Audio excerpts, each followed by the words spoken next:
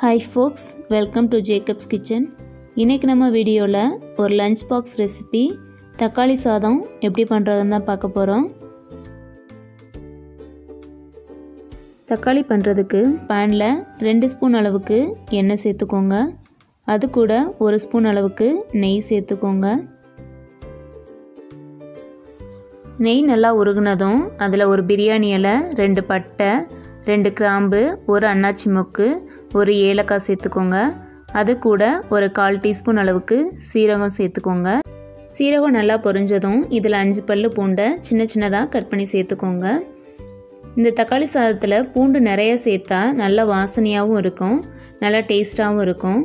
அதனால பூண்டு நிறையவே சேர்த்துக்கோங்க.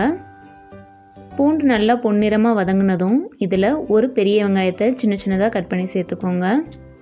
வெங்காயம் நல்லா பொன்னிறம் ஆகிற வரைக்கும் இதை நம்ம வதக்கிக்கலாம். வெங்காயம் நல்லா வதங்கிருச்சு. இதில் கொஞ்சம் போல் கருவேப்பிலையை சின்ன சின்னதாக கட் பண்ணி சேர்த்துக்கோங்க. இப்போ இது கூட ஒரு கையளவுக்கு கொத்தமல்லி இலையை சின்ன சின்னதாக கட் பண்ணி சேர்த்துக்கோங்க. இப்போ இந்த கொத்தமல்லி இலை பச்சை வாசம் போய் நல்லா சுருண்டு வரணும், அது வரைக்கும் நம்ம வதக்கிக்கலாம். இந்த தக்காளி சாதத்தில் வெள்ளை பூண்டும் கொத்தமல்லி இலையும் நம்ம அதிகமாக சேர்த்ததுனால ரொம்ப டேஸ்டாகவே இருக்கும். கண்டிப்பாக ட்ரை பண்ணி பாருங்கள்.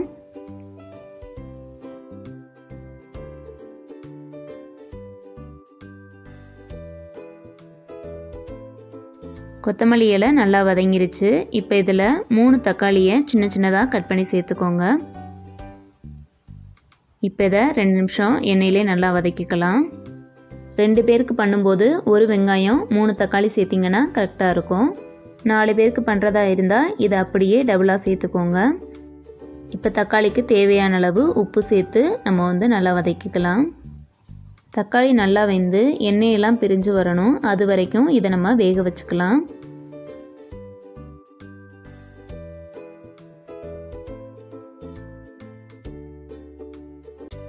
தக்காளி நல்லா வெந்து எண்ணெயும் பிரிஞ்சிருச்சு.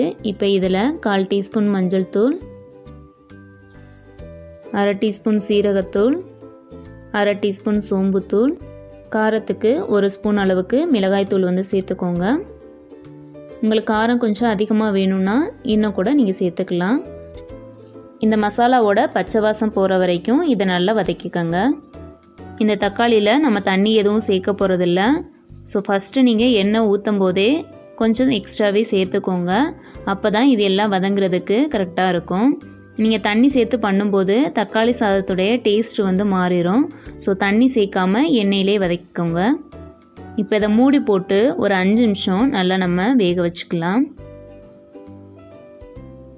5 மினிட்ஸ் கழித்து பார்த்தீங்கன்னா தக்காளி நல்லா வெந்து எண்ணெயெல்லாம் பிரிஞ்சு மசாலா எல்லாம் உள்ளே சேர்ந்துருச்சு. இப்போ இதை நல்லா கலந்து விட்டுட்டு நம்ம இறக்கிடலாம்.